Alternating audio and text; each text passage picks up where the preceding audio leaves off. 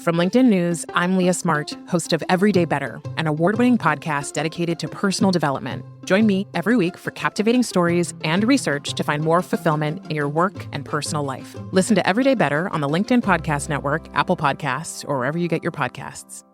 You are hypersensitive to the fact that person knows you're lying. In other words, the good example is that if you have the spot on your tie, nobody notices the spot on your tie until you say, look at the spot on my tie. Then that's the only thing they can look at. The other example is if you bought a particular model of car, the next day after buying that car, you see that car everywhere. And it's called the spotlight effect. So what that does is it enhances the nonverbal indicators of deception. So I can say to you, I know you're lying because this, and that. And you go like, how does he know? Don't ask the person, do you know somebody? Ask him, when's the last time you saw him? When's the first time did you meet that person? So now you're thinking, wow, he didn't ask me if I knew him. He said, when was the last time he met him?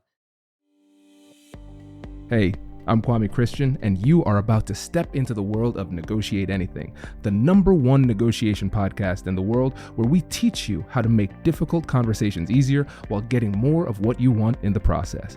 Each episode is packed with practical tips and strategies from the experts. We delve into negotiation, conflict resolution, and leadership skills that are crucial in both business and in life. Whether you're closing a deal, managing a team, or navigating personal relationships, Negotiate Anything provides you with the tools you need to succeed. Our conversations are real, relatable, and most importantly, rooted in practicality.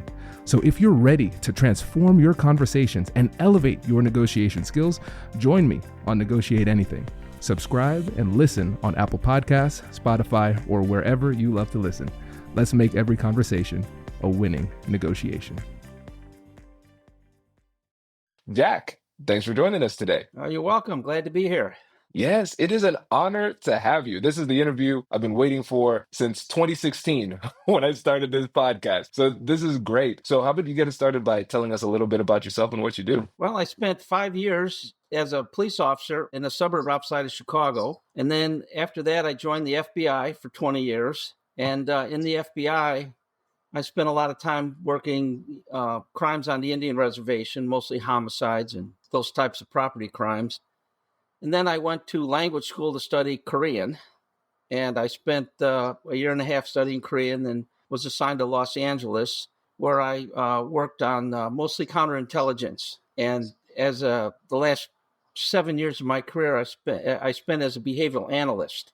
And you're probably thinking the kind of behavioral analyst you see on TV. I did something a little bit different. That was the behavioral analysis unit. What they did is they went to crime scenes and tried to figure out who did the crime based on the evidence at the crime scene. So they didn't know who did it, and they tried to figure out who did it. We, on the other hand, in the behavioral analysis program, had a target that we wanted to recruit. Say, for example, we wanted to recruit somebody from the Chinese embassy. We would select the people that we thought would be the best recruits. We would do a behavioral analysis on them, and then we would design interview strategies to get them recruited to work for us. Incredible. Oh, that's fascinating. And after such a rich career, I know that you have a lot of incredible stories to tell. And this will be a test of my interviewing restraint because I would want this to go for days, Jack. But I have to focus on one of your many skills. And today we're going to focus on deception, because this is something that comes up so frequently. I think a lot of times when people think about difficult conversations and challenges in relationships, they go straight to some of the darkest, scariest things. And deception is one of the things that looms large in people's minds. And you're an expert in deception detection and understanding what to do with this. So let's start this off in a fun place. When you think about deception and what it means for us in difficult conversations, but also human interaction and relationships in general, what do you think is the thing that most people misunderstand about deception? Well, deception is a little more complex than most people think, because there's lies and then there are lies. Because if we go to let's just say we get a present from our son or our daughter. It's an ugly tie. What are we going to do? Tell the truth and say, hey, that tie's ugly, I wouldn't wear it? No, we can't. But is it a lie? Yes, it is a lie. How about if we tell somebody who put on a nice dinner for us, we went to a dinner affair, and the food really sucked. What are we going to say? Hey, I had a great time, but the food sucked. Next time, make it better. So is that a lie? Well, technically, it is a lie. So we have to kind of discern. In essence, I guess what we're looking at in a lie like that is we are just acknowledging the person's efforts that they perform for us. So the effort of buying the gift or providing the food. So we're actually acknowledging the effort. So technically, it's not a lie. A lie, I think, is defined as it's an intentional act to deceive somebody else. And the emphasis is on intentional, because a lot of times we say things not intentionally, but because we don't know what we're talking about. And that is that a lie? Well, it's not technically, by my definition, it's not a lie because we didn't intentionally want to deceive somebody else. Now, if I did something wrong and you borrowed $10 from me and I went back to ask you for $10 and you said, no, you never gave me the $10. I never asked for the $10. Now that's an intent to deceive. That would be a lie. That's the definition is where we have to start from. Yes. Oh, I like this. It's really important because when you think about that, a lot of those are kind of social lies, the things that keep the world spinning. If everybody were to tell you exactly what you thought, everybody would be broken. Relationships would fall apart instantly. So I think that this is a really important distinction. But I love the fact that it focuses on intent. And now let's go into this, Jack, because when we hear this definition, I think most people would be able to get down with this. They'll say, yeah, okay, an intentional act to deceive someone else, 100%. Now, one of the challenges I've found is that, like you said, sometimes there might be a situation where somebody misstates the truth, not because of intentionality, but because of ignorance. And some people get really lost in that intentional piece, the intent. And it's hard to understand what somebody's intent is outside of what they tell you. We're kind of piecing that together from the outside. And so when it comes to deciphering intent, how do we do that? Or is there any value in trying to figure that out too? Well, the only time you have to decipher intent is when you figure out that the person lied to you or did not convey the truth. Anything before that, we are built as humans to accept what people tell us as the truth until we give them reason to doubt what we say. So the only time we would look for intent is if we have some reason to doubt you're telling the truth. And then we get into deciphering a lie. But the basics for lie detection is when people lie, there's a fear of getting caught. Now, if I lie to you and I think that you may catch me in a lie, then what engages is the fight-flight response. And the fight-flight response gets us ready to run away or gets us ready to fight. And obviously, in most social circumstances, in even criminal interview situations, it's difficult to fight the police or fight your friends or run away because it's kind of a giveaway. You know, he ran away. He's not telling the truth. So we have to sit and we're in this fight-flight response, and that gets our body ready to fight. And we have a lot of energy and a lot of, our heartbeat goes up, our respiration goes up, begin to sweat, and we can have all this energy here. So what do we do with that energy? We have to dissipate that energy somehow because our bodies are looking for homeostasis or equilibrium. And so what our bodies try to do is to return to equilibrium. So all the stress that we built up because of the fight-flight response, we have to dissipate that. And a lot of times it comes out in finger tapping, toe tapping, fidgeting hands, fidgeting fingers, pacifying gestures. And you can now begin to pick up those nonverbal signals that come from or stem from the fight-flight response. So that's what we're looking for. That's the first way. The second way is cognitive overload. When liars lie, they are fully cognitively loaded. In other words, what I mean by cognitive is their mind is fully occupied on that lie because they have to pay attention to what they said, what they didn't say, what they left out, how their verbals are going, how their nonverbals are going. Not only that, they have to monitor the lie target to find out, is that person believing me? Is he buying off on my lie? So we're fully cognitively loaded. And so what you want to do to test for that deception is to add cognitive load to the person. In other words, here's what I would ask you. If you're accused of committing a crime, and I would say, do you really want to get away with this? And your initial reaction is yes. And then I'll say, that's why I'm here to stop you. Then you'll say, no, I don't want to get away. Well, that's why I'm here to stop you. Truthful people say what?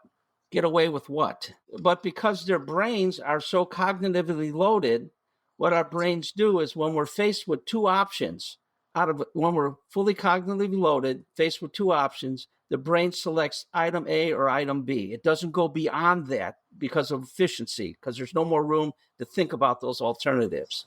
So that's what we look primarily: fight, flight, cognitive overload. This is brilliant. And Jack, to be honest, first thought that came to my mind when I heard you talk about this is, damn, I don't want to lie ever again. I started to get stressed out when I heard you describe the experience. It just seems horrible because you're absolutely right. Because as much as we try to hold back our emotions, a lot of times there's going to be a lot of emotional leakage, especially if it's coming from someplace as visceral and carnal as the limbic system. It's really hard for us to hold that and hide it. It has to escape in some kind of way. And the cognitive load, I did not consider that because it's pretty easy to remember the truth. What happened, happened, and then you just recite what that is. But if you're trying to first understand what the truth is and then create an artful deviation from the truth and then keep track of everything that you've done, that's incredibly heavy, incredibly heavy. It's almost like the straw that broke the camel's back. You ask that question and then it's kind of like a mental malfunction that happens under that pressure.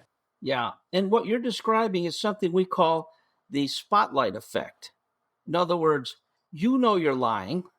The person you're talking to doesn't know you're lying, but you are hypersensitive to the fact that person knows you're lying. In other words, the good example is that if you have the spot on your tie, nobody notices the spot on your tie until you say, look at the spot on my tie. Then that's the only thing they can look at. The other example is if you bought a particular model of car, the next day after buying that car, you see that car everywhere. And it's called the spotlight effect. So what that does is it enhances the nonverbal indicators of deception. So I can say to you, I know you're lying because this, and that. And you go like, how does he know? Not, don't ask the person, do you know somebody? Ask him, when's the last time you saw him? When's the first time did you meet that person?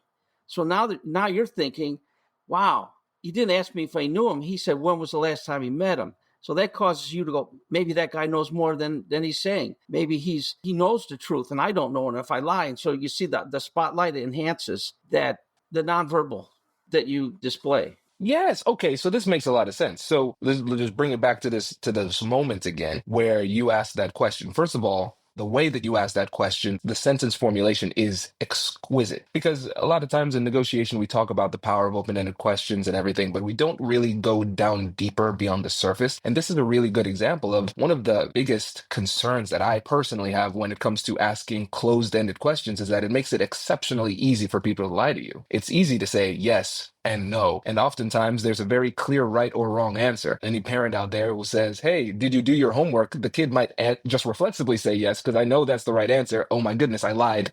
It was a reflex. And so by asking the question in that open-ended format, it gives more of a narrative response and gives you more of an opportunity to see inconsistencies in the story and see more of those indicators and gestures that show deception. I'll give you one tip. When you're talking to people or negotiating with people, what you want to do is use what I refer to as elicitation. In other words, you want to get that person to tell you the truth before they have a chance to lie. And what you want to do is create an environment where that person tells you the truth without them realizing that they've been telling you the truth. In other words, if I ask you as a businessman, we're competing for a particular contract, and I tell you, I say, sir, I understand that your company doesn't have the capacity to deliver on the amount of product that the buyer wants to buy. That's a presumptive. It's not a question. And you're automatically going to say what? No, I think we can deliver. I think we just put on a new a manufacturing line to anticipate this contract. Now I'm thinking, wow, okay. They have the capacity. I say, but your G&A, your general overhead and administrative costs are probably running around 15, 18%, which puts you out of the bidding. And then you'll say, no, we're a lot less than that. You see, so you're telling me the truth without what? Knowing that you're telling me the truth. And you can use this in real estate. My wife and I were looking for a house. We knew it was in a flood zone. It flooded every, 100 years or whatever, those zones. And we went to the basement of this house and it was completely remodeled. I mean, spotless. It had just been finished. You could still smell the drywall paste or whatever being, the paint and everything. So I said, I wonder if it was flooded. Now, if you ask a real estate lady, did it flood? They'll say, well, no, this place doesn't flood. No, this hasn't happened in 100 years. Well, instead of asking that, you ask a presumptive question or presumptive statement. And I said, wow, they sure fixed this up nice since it flooded. And she says, well, yeah, they went to extra special this and that. And I said, doggone it, it's flooded. So we excused ourselves and left. So there's different ways to detect lies, but that presumptive question, it's not a presumptive question, it's a presumptive statement. It's either false or true. And people have a psychological need to correct others. They have to correct it. Like if I say you're from, I think you said you were from Ontario. No, I'm from Columbus. Oh, okay. See, There you go. why did you feel the need to correct that? They're compelled to correct other people because psychologically it puts me above you because now I know something and you don't. Our egos can't handle that. So you see how the presumptive works. Hello, my friends. Before we get back to today's episode, I want to ask you a question. Have you ever wondered how to elevate your team's negotiation game and how you can help the folks on your team have better, difficult conversations? At the American Negotiation Institute, we offer transformative keynotes and workshops tailored to empower professionals with top-tier negotiation and conflict resolution skills. Whether it's a keynote for your next event or hands-on training for your team, we've got you covered. Don't just negotiate. Master the art with the American Negotiation Institute. Click the link in the description to find out more. Elevate, negotiate, and succeed. Jack, this is great. And one thing I love about elicitation, besides its power, is that it is outside of law enforcement and counterintelligence. It is not very used out in polite society for civilians, right? We don't use it at all. No, we don't use it and we should use it because you could get a lot of information from a lot of people and they don't even realize they're giving up the information. Well, as I say, the one example we used is in the book, the company, somebody wanted to know if that company was relocating so they could either make business decisions on whether a company's going to relocate or not. The person went to the CEO and asked him at a party, hey, are you relocating? Nah, we're steady and we're this and that. We don't have any intents of this and that. So then that person then went to the CEO's wife and said, geez, it's really cold here in whatever town it was. She said, well, we don't have to worry so much about that because we're going to move to a warmer climate soon. Bingo. You see how elicitation works? What's another thing that makes it a lot really like a stealth attack? I don't want to say sneak attack, that seems negative, but it is a stealthy attack, is that you cannot be painted. Oh, go ahead. You're just looking for the truth. That's right. That's right. And you're doing it in a way that doesn't damage the relationship. Because I think a lot of times people look at Hollywood and they're like, oh, okay, so I need to turn the volume all the way up and start banging on the table and they'll break down. So let me be really, really aggressive in attacking this person who I believe is deceiving me. But that just kind of puts them deeper into their hole and makes it harder for them to share. But with this, you're doing this in a way that is empathetic and quite respectful. And you're just providing them with an opportunity to tell the truth. That's right. Because if you ask people direct questions, their shields go up. Why did you ask the question? How is it going to be used against me? What do you want? What's your intent? What's that? So shields go up. So with elicitation, you don't ask questions. You just provide the impetus or the tool. So I could say you look about 30, 35 years old. So what did I do? I set up a bracket. And so your overwhelming notion is to say, no, I'm not 30 to 35. You see what I'm saying? Yes.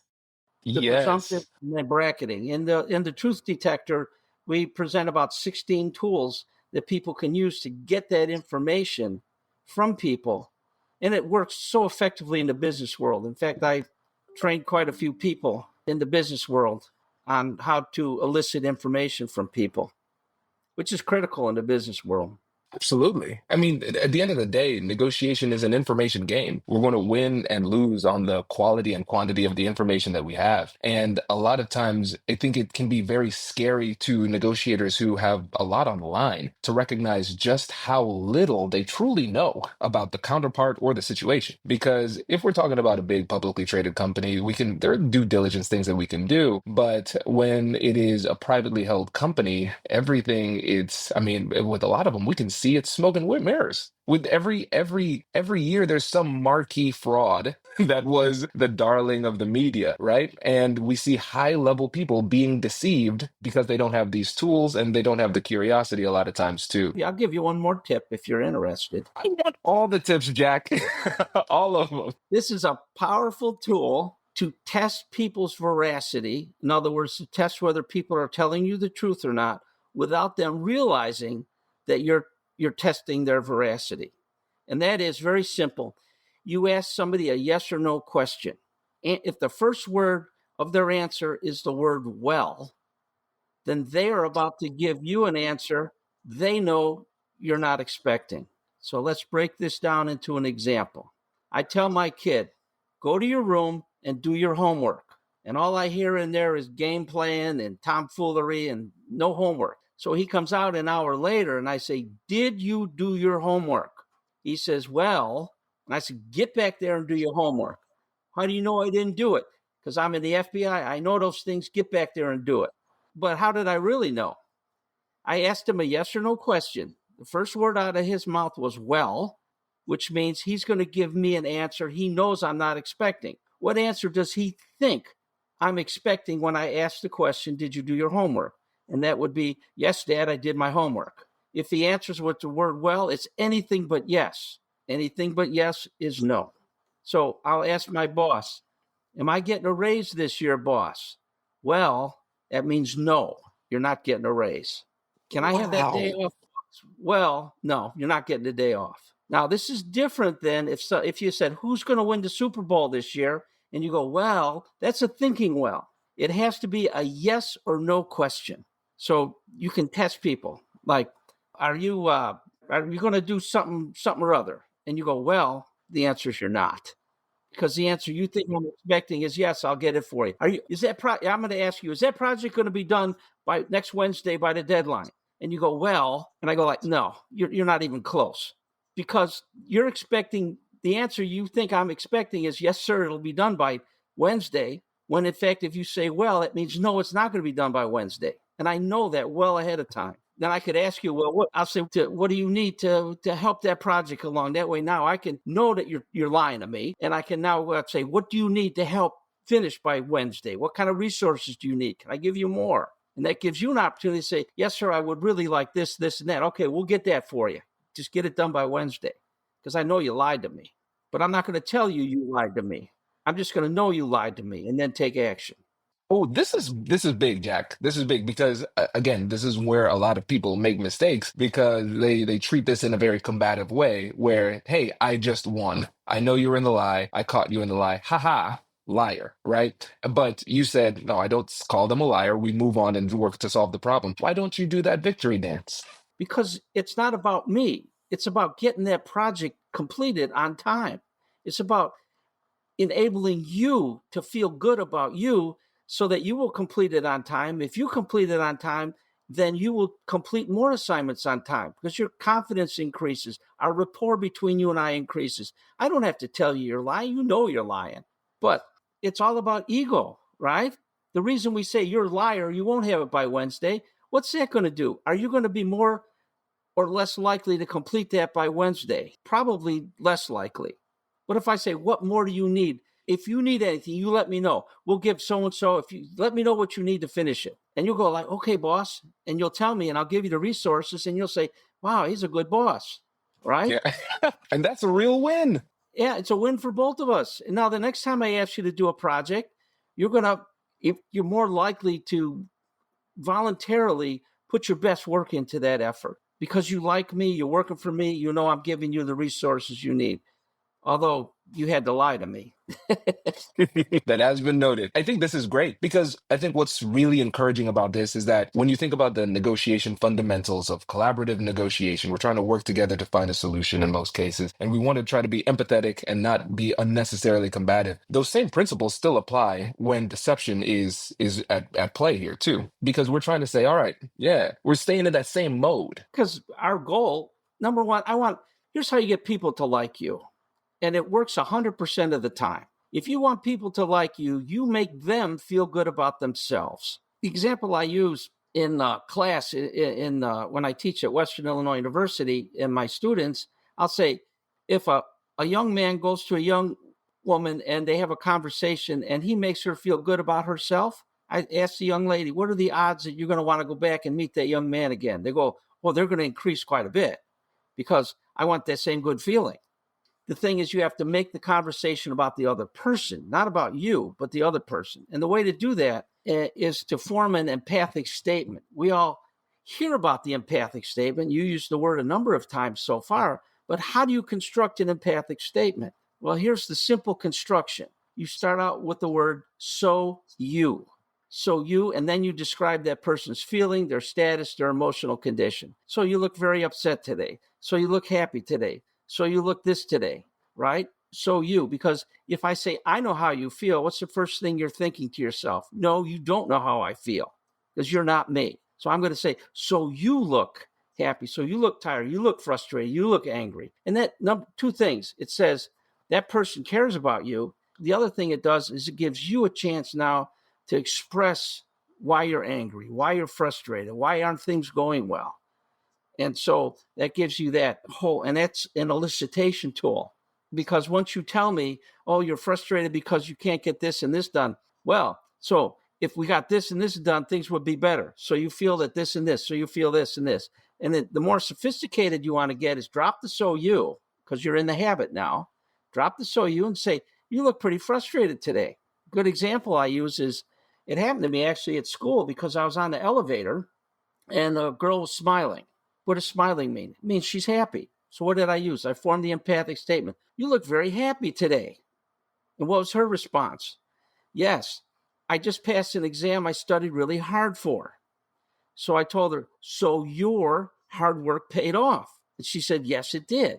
Now we accomplished two things there. The first thing we accomplished was we got the empathic statement out. We're connecting, right? The second thing I did was I allowed her to flatter herself. And this is where people get in trouble with flattery. If a student walks into my office and said, oh, Professor Schafer, you're the best professor in the whole wide world. You're the best professor I've ever had in my whole life. I just look at him very sternly and say, what do you want? Because it's a direct compliment. Sometimes direct compliments run astray, right? So I tell the students a better way to do that is to walk in and say, sir, I would like your advice on something. So what that does is it places me in a position where I go, of course you want my advice because I'm the professor. And it allows me to flatter myself. When you walk into a company, when you're negotiating with somebody and you want to allow them to flatter themselves, you say, geez, when I walked into this office building, everybody looks so happy. That has to be the product of good management. And of course, if you're the manager, you're going, what? Heck yeah, it is. It's my management. Oh, yes, absolutely. Yes. So if I can make you feel good about you, you're going to like me. And that's the beginning of the rapport building stage.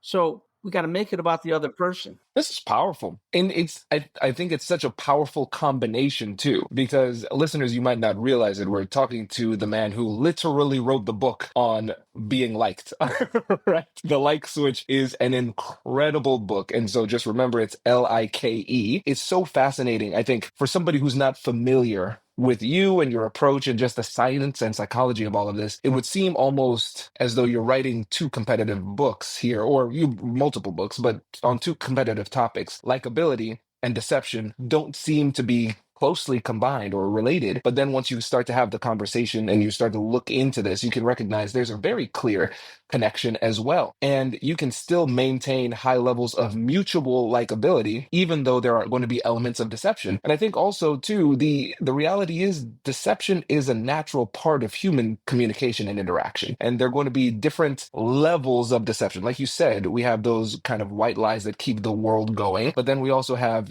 lies of omission. Maybe we don't tell the full truth, or then we have the pants on fire lies. Which are a different breed. But it's important for us to be aware of it and understand how to address it without damaging the relationship, so you could still stay in the negotiation mode and still get work done. That's exactly what the purpose of the books are, is to understand the truth and find out how do we make the truth work for us and not let our egos get in the way by saying, ha, you lied, and that'll end the relationship. That's not what we want. We want to negotiate a deal. We don't want to end the relationship. Isn't that, when you think about it, isn't that what we're supposed to do every day in life, is to make other people feel better about themselves for having met us?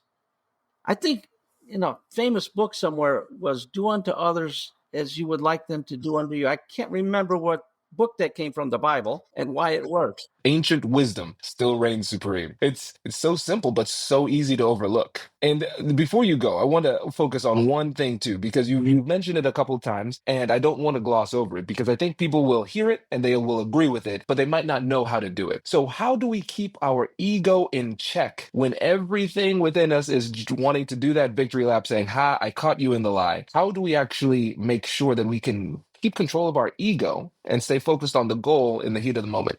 Keep your mind on the objective. The objective is to make a deal, not to spot your competitor or your client or whoever you're negotiating with as a liar. That's not the goal. The goal is to make the deal. There are times, I suppose, when the goal is, say, if your wife or spouse cheats on you, I guess the goal is to spot the lie and then capitalize on it. So that's another issue altogether. But in the business world and social world, what we want to do is keep our eyes focused on the objective. We don't want to just go around pissing people off by calling them liars, because we wouldn't have any friends. So our goal is to know, you lied to me? Okay, fine. We can deal with it, because I've lied to other people. So let's try to work that into a positive instead of a negative. What I call is pivot to the positive, because a lot of people come up, we have neighbors and even our in-laws would say, my kids are way better than your kids because they do this and they've achieved this and that and the other thing. Instead of going like, defend yourself, you go, you must be very blessed to have kids that are very successful. And that stops it. You pivot to the positive, and you divert the attention away from your kids and being defensive. Just say, you're very fortunate to have good kids in your life. So you pivot to the positive. Well, this is incredible, because I think the sign of a brilliant insight is that it seems positive in hindsight. And when I think about those times where my ego has been inflamed and it has led me to do or say the wrong thing at the wrong time, I've recognized if I would have just kept this in mind to pivot to the positive when I start to feel that, then we would have been able to dodge all of that. So it's funny because, again, even that saying is an example of the power of the approach. Because when we were thinking about how to control the ego, I'm thinking about the ego is out of control, put it in a cave, like bury it, put it away. And you're saying, no, you don't need to attack the ego. You just need to focus on the positive, and that will orient you to the right behavior. That's incredibly powerful. Yeah. I should let you know, I blog for Psychology Today magazine, and I've got like 75 blogs now, and it deals with a lot of tips, techniques, and insight that we've talked about today. So if anybody wanted to go back and review some of the topics, most of them that we covered are addressed on that Psychology Today blog. Amazing. Yes, we'll link to that in the description. And then, of course, all of your books and all of the work that you've done. Jack, you are a legend in the industry. So I really appreciate you taking the time to join us. Well, we're starting off the year. You're interview number 2 for the year. So maybe before you go, what parting piece of wisdom or advice would you give people? Truth, words are the building blocks for truth and justice. So choose your words wisely. That is great. This is an example of my restraint. I'm not going to go down that rabbit hole because we'd be here for another hour. Jack, thank you so much for joining us today. Really appreciate it. You're welcome. I enjoyed it. Professor, that I was listening to the episode and I really want to know how to deal with omissions, not only with deception, because when someone lies to you, okay, you feel hurt and you know, okay, that person is lying to me, so I have to be careful. But with an omission, that person, I don't know if that person is actually lying to us, because for themselves, they can say, oh, no, I'm not lying. I'm just omitting things. So how to deal with that? Well, here's how you deal with that. That's called a verbal technique to detect deception. When people lie by omission, they lie to the point where they want to withhold information. They withhold the information and then they continue with the truth. It's kind of like a road going to a river, and you have to have a bridge that goes over the river, and then the road continues. So in grammar, this is a little complicated, but in grammar, there's something that I discovered was called a text bridge. Whenever we lie by omission, we have to use some kind of grammatical device to bridge that gap over the river, so to speak, over the lie, the withheld information. And I discovered there's about 7 words that people typically use to bridge the withheld information. And the word that most people use is "and then." So if you were to ask me, what did I do this morning? I would say I got up and then I took a shower and then I had breakfast and I came to work. I'm withholding information by using the word "and then." So what we discovered is when people withhold information, truthful people and deceptive people use text bridges. But deceptive people, you focus on the incident itself. Where were you between 1 o'clock and 4 o'clock when the bank was robbed? Well, I drove to my mom's house, I went to my friend's house, and then I came home. Well, that and then tells you where there's missing information. Now, you have to ask yourself, am I interested in that missing information? Yeah, because you might have been robbing a bank at the time. But now, if you ask me, what did you do? I got up and then I took a shower. Are you interested in all the things I withheld? Like I disrobed, I got in the shower, I turned on the hot water to cold water, I got the soap. You don't want to say all that. Are you really interested in that stuff? No. So you have to make a decision if you want that information. And then there's a technique. What it does is it's like you're drilling for oil, because it tells you where the oil is probably at. And so then what you want to do in order to extract the information, there's something called a micro action interview. So then you go back to the action right before the and then, and you say, so you were doing this at this time. You go, yes. What happened next? Then people will try to lie and they'll give you a little bit more information. And then they'll say, and then I did this. So then you go back to the and then again, and they'll give you a little bit more. And as that gap narrows by you asking what happened next, they get kicked into the fight-flight response. Then they start emitting all these nonverbal indicators of deception. And so then you start seeing them fidgeting, say, aha. So then you use the empathic statement for your presumptive. So you feel very uncomfortable about this, about what you're talking about. And so then you'll get to, yes, I am uncomfortable. I would be uncomfortable too if I did the evil deed that you just did. That's so good. And that's a great question, Simone. Brilliant question. So you can work verbals and nonverbals both at the same time. So I not only know that you're lying by your nonverbals, I listen to what you're telling me, and I can tell you're lying to me by withholding information. Unreal. Yeah.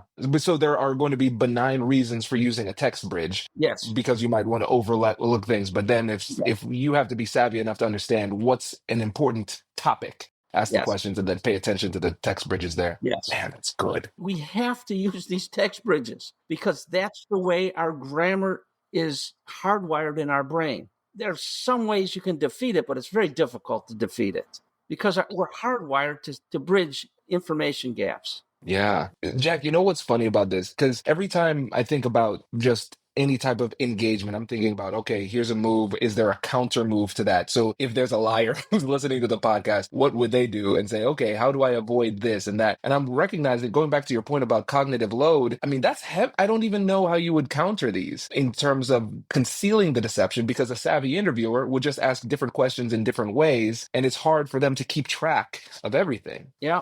And I'll give you another cognitive overload technique. And that is, you tell me a story and I'm going to say, I've just met you. I don't know whether you're telling me the truth or not. So why should I believe you? And what should the person say? Well, I'm a good person. Well, good people lie. My mom taught me not to lie. Okay, that's fine, but that's not what I asked you. I said, why should I believe you? The answer is because I'm telling you the truth or some derivation thereof, right? So that's very benign. You could say, hey, why should I believe? And I use this all the time with people. Why should I believe you? I don't know you very well. Why should I believe you? Well, I'm telling you the truth. Okay, thank you. Or why would I lie? And I say, I can think of 1,000 reasons why you would lie. To get over on me, to take advantage of me, to get a deal that's good for you, not for me. I could think of a million ways, but that's not the question I asked. I said, why should I believe you? And if you ask that question twice and they don't tell you because I'm telling the truth or some derivation thereof, then the probability of a lie goes way up. You know, it's funny. The saying, the truth will set you free, is having a whole different meaning to me now because I'm thinking about somebody sitting in the chair in front of you. It would be like torture. This is like mental torture. It is Like, torture. listen, let me just be good. Not because I want to be good, but because it is too much stress being bad. You know? Well, I'll give you one last thing. I'll leave you with this, and that is what I call the land of is. And I don't know if you remember President Clinton about, have you had sex with that woman? No. What's the meaning of is? If is means this, then it's one thing. If it means that, it's another thing. So here's the technique. I named it after that. That is, if you ask a person a yes or no question and they don't answer yes or no, because if they answer yes, they're in trouble. And if they answer no, they're in trouble. So where do they go? They go between yes and no, which is the land of is. And that is where everything gets tangled up and obfuscated and double entendre and innuendos and just gobbledygook, right? So if I say, did you do this? And you say, number one, you'll say, well, that solves that problem. Well, I wasn't able to get around to it because of this, and that, and the other thing. And I said, no, I didn't ask you that. I asked you, did you complete the assignment? And if they say, you got to understand that I was pretty big. No, it's either yes or no. If you don't answer yes or no, you're lying to me. Yeah.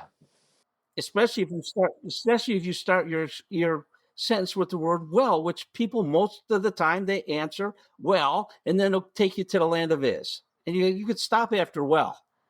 But the key is you don't tell people how you know they're lying, because then they will change their speech pattern. That's why you got to be quiet. So if you say, I say, is this truly going to be edited in to make me look good? And you go like, well, I go like, we got a problem. See, because it's got to be a yes or no question, right? You're right. And then I'll come back. If you give me some kind of gobbledygook, and I'll say, well, why should I believe you? If you say you're going to make me look good, why should I believe you? It better be because I'm going to make you look good. Because if I look good, you look good. If you look good, I look good. It's part of a mutual thing. I go, okay, he's probably telling the truth. You see how it works with the derivation? So I can run through a series of these questions to determine whether you're lying to me or not. And you don't even know if I'm testing your veracity, because I'm not telling you. Oh my gosh, it's so good. Because again, thinking about counters, no, it's like you're either screwed now or screwed later. It's just a matter of time before the truth comes out. Here, I just thought of something else that you probably would like, and that's called a lip purse. That's a small outward movement of your lips, like the fish lips, but it's very slight. That means you have just formed an idea in your head that is in direct opposition to what I just said. Yeah, I see that in school a lot. I'm giving a lecture. I see a student lip purse. I say, you don't agree with what I just said. Well, how'd you know? I'm in the FBI. I know these things. No, it's because of the lip purse, right? Now, the trick is, if you go to your boss, and I often went to my boss, I need money for this, and that, this project or that thing or whatever we're working on. I talk about all the benefits and all the upside and the downside and this and that and the other thing. And all of a sudden I get to, well, boss, it's going to cost us X amount of dollars. And I see the lip purse. And what has he just said? In his mind, he formed an opinion. No, we're not spending the money on that, no matter what the benefits and everything is. So the trick is, you want to get your boss to change his mind before he has a chance to articulate no. If you articulate no, there's something called the psychological principle of consistency. If you say no, you're going to stick to no, because that's what you articulated. So I'm going to say, boss, this is where elicitation comes in. Boss, I'll bet you're thinking it might be a little too expensive, but let me explain to you how that cost is going to be an added benefit on the overall project. And so now he's thinking, oh, okay. And he's going to change his mind in his mind and then say, well, okay, I'll go ahead and try it out. We'll see how it works. So that's the key. It's to get him to change his mind before he articulates no. Wow. And we learned that all from a lip purse. And so if you're negotiating and you're hitting all these things, we got this and this and this, and all of a sudden you hit like on-time delivery. Well, we're going to have to push delivery off 2 weeks. And you see the lip purse. What are you thinking? They're going to turn the deal down because they want on-time delivery. So in elicitation, I bet that one of the most important things in this negotiations is on-time delivery. And they'll go like, well, yeah.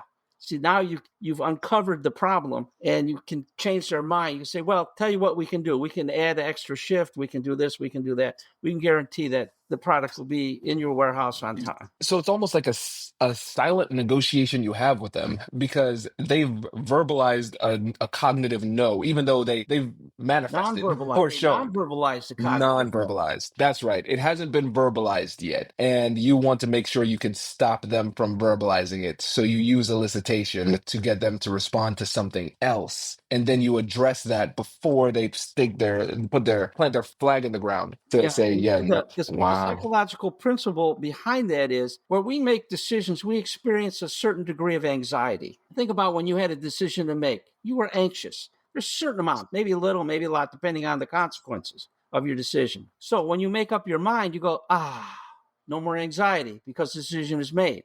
Our psyche is we don't want to put ourselves in a position where we're more anxious than we are now. So it's easier to say no and stick with no because we don't want to go through that anxiety of making a decision again. You're right. Wow. So if you're in a negotiation and you see the lip purse and then you see their body get kind of like very relaxed, would you interpret that as they've kind of checked out, they've said no, and they're sitting here to kind of be polite potentially? They have, as long as they don't say no, you got a chance of changing their mind in their mind. I would say, looks like you're pretty comfortable with that, but let me explain to you the nuances of this particular item, yes, no, product, or whatever. Let me talk about this. You may think it's a little more expensive, and then you say the goodwill that you give people and this and that and the exposure and this and that and the other thing, and they go like, yeah, maybe he's right. And so then he may say, well, all right, how about a trial? Can we do a trial period for this product or this? And they go like, well, all right, we'll do that versus no. Right. You see how that works? I don't have any concrete examples I'm working with, so I'm kind of... No, this is great. We're tracking. This is amazing. This is amazing. Yeah, I think it's also very interesting. This is just kind of a broader point, just how, and I'm guilty of it too, how infrequently negotiation experts talk about deception. We talk about asking questions and then we almost pretend as though every single answer we get is just said with complete veracity. I feel like it's almost like a bit of malpractice to not address that. That's good. And this is a perishable skill. You have to practice it, keep up on it. But you know what's fortunate? Anytime you go out and meet another human being, you can practice these skills. Because one of the traits of elicitation is you can use an elicitation technique and the person doesn't know that they're a target of elicitation because of the way you phrase it. So if I ask you a presumptive question and it doesn't work, I'm going to ask you a bracketing question. So you're 30, 35 years old. You make this much or that much. Your overhead is this or that. And if that doesn't work, I'll go to another technique. And if that doesn't work, you can daisy chain these techniques and the person won't know that you're targeting them for elicitation. And the reason is this: our brains look to the horizon for threats. And if there's a threat, we get ready, the fight-flight response. Now, what the brain does for efficiency reasons, they look at all the behavior that we see every day. And if we see that behavior and it doesn't pose a threat, and it's been proven not to be threatening behavior, we kind of stuff it away in a place in our brain and we ignore it. The brain ignores that behavior. So what you want to do is you want to stick within that human baseline, because as soon as you're outside the human baseline, the other people will perk up because that's a potential threat. So when I just asked you a question, that's outside the baseline. So I'm not going to ask questions. I'm just going to use presumptives. I'm going to use bracketing, elicitation. oblique references, empathic statements, because that's all within the human baseline. They don't even realize that you're doing it. Allow people to flatter themselves. See, people don't recognize that. They automatically flatter themselves. But if I say, oh, like, you're the best professor I've ever had. Yeah, what do you want? Yeah. Right? Yeah. Goes back to that example. A better way, if you're a salesperson, is say, geez, we have a new product. I'd like your advice on this. And a book salesman actually came into my office and said, hey, buy this new book. It's better than the one you have now. Well, you just disparaged me by saying that my choice in books sucks, right? Which this is getting off to a bad start, right? So I told her, I said, stop right here. This is not the way to approach professors. She said, well, what do you mean? I said, they have big egos. You know that? Oh, yeah, I know that. I said, so work it. She said, well, how? I said, ask for their advice. So I want you to leave my office and come back in and say, hi, professor, my name is so-and-so. I'm from such and such publisher. I'd like your advice on this book. I said, oh, let me take a look at it. So I actually read through the book there, and I said, this is a better book than the one I'm using. I'll start ordering the book from you. Wow. So who made up their mind? I made up my mind. She didn't force me. She asked for advice. That made me feel good because, of course, she's going to ask me for advice because I'm a good professor, right? And then when I'm reading it, on my own mind, I'm going like, well, this is a better book. I'm still using that book to this day. And that publishing company said, geez, can you do a training session for all our salespeople? Unreal. This is so good. So you see how you can use these techniques in the business world, the social world, not only police work and espionage and terrorism, but across the board. I appreciate you. Thank you. All right. This is great. Hope you got something of value out of it. Oh my gosh. Yes. More than you could ever know. If you have any questions, email me. Or do I have your email address to send you that book? I'll ping you an email because I know you and Simone have been in touch, but I'll email you too. All right. Perfect. All righty, my friend. Great meeting you. I'll see you. Bye. Wait. Now, before you sign off, I have something to tell you that I've never told you before. Just kidding. I've told you before, but you should listen to it again. I want you to know about Negotiate Anything Premium. Imagine all of the things that you love about our traditional feed, plus so much more. I know you like our traditional feed because you're at the end of the episode. And with Negotiate Anything Premium, you'll get more bonus content you've been asking for, more of the expert insights that you can't get anywhere else, and more exclusive behind-the-scenes access into every conversation. Are you ready to get more of what you want out of your life, career, and every conversation? With Negotiate Anything Premium, you'll have access to more high-level, custom-designed content and insights, giving you the tools you need to negotiate higher salaries, better deals, and better relationships in your life and career. Once I had a listener share that Negotiate Anything helped her to negotiate a $53,000 raise. Could this be you? What would that mean for your life? I've seen firsthand the impact this model has had on my life and the lives of my corporate clients, and I am confident that it can do the same for you. Are you ready to negotiate more of the best things in life? Click the link in the show notes to learn more. I'll catch you later.